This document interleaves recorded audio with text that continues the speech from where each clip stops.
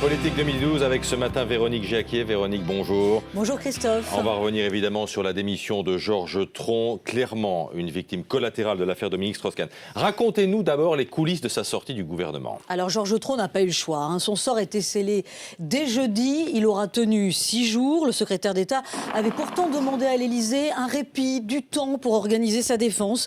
Mais Nicolas Sarkozy a estimé que sa position était intenable. Dans le sillage de l'affaire DSK, pas question de composer avec la présomption d'innocence. D'ailleurs, le président s'est informé heure par heure de la tenue des événements et de l'évolution de la situation jeudi lorsqu'il était au sommet du G8 à Deauville.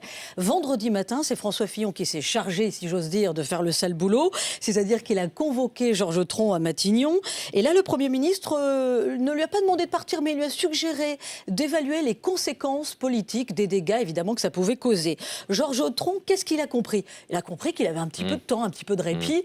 Alors là, François Fillon, très agacé, a pris son téléphone et samedi matin, il lui a dit « c'est pas compliqué, tu pars ». Georges Tron visé par une double plainte pour harcèlement sexuel, clairement donc victime de l'affaire DSK.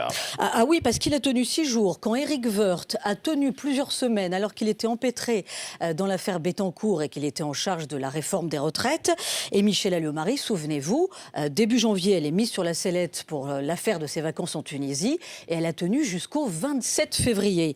En coulisses, de nombreux députés sont soulagés du départ de Georges Tron. Ils disent que ça va faire un peu d'air pour la majorité.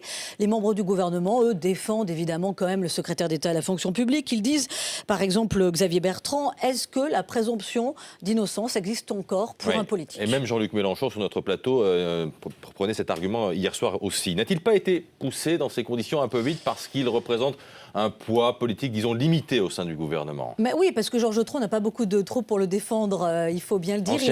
Il a été baladurien, ensuite il est passé dans le camp Villepin. Nicolas Sarkozy le connaît donc depuis plus de 20 ans, mais il n'a pas beaucoup d'atomes crochus avec lui. Et finalement, pourquoi l'a-t-il nommé secrétaire d'État à la fonction publique? Parce que c'est une prise de guerre dans le camp des villepinistes. Il était pressé de s'en débarrasser, on peut le dire clairement. Pourquoi? Parce que le président est déjà en campagne. Le PS est empêtré dans l'affaire DSK. Il n'est pas question que la majorité soit touchée par ce genre d'affaires. Donc le mot d'ordre, c'est soyons irréprochables au niveau de la morale politique. Du coup, qu'est-ce qu'on voit ces dernières heures? On voit que la classe politique, Alain Juppé et Patrick Devedjian en tête, disent que les hommes politiques doivent être irréprochables. Alors avec le choc de l'affaire DSK et de l'affaire Tron, on pense qu'ils ne vont pas bouger une oreille, tous autant qu'ils sont.